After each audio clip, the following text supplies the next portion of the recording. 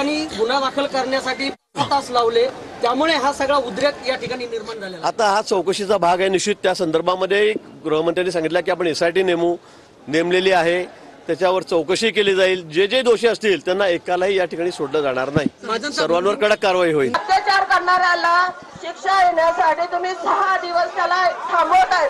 मग आता त्याला पनिश करायला अजून का? की पोरगी 3 महिने, एक मुलगी 3 वर्ष 8 महिन्याची आहे. सिरियस आहे, सिरियस.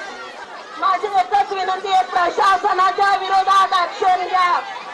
जेवढा जबाबदार ते नराधम आहे तेवढा जबाबदार शाळेचा प्रशासन आहे.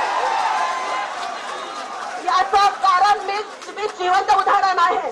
जेव्हा नोकरीला गेले मला कॉम्प्रोमाइज करण्याचं सांगितलं होतं, मी त्याला तयार नाही झाले. मी कॅरेक्टर निवडलं, नोकरी नाही.